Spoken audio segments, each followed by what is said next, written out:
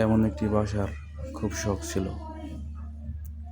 সুন্দর একটি বাসা থাকবে, সাজানো সুন্দর, সুন্দর একটা বউ।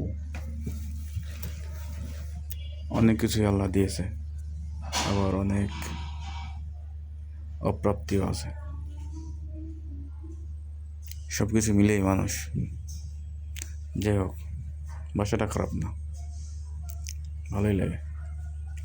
ডেকোরেশন, সাজটা অল্পের ভিতরে ভালোই সুন্দর।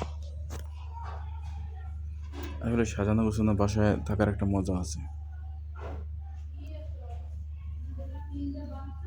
সম্পূর্ণ আলাদা।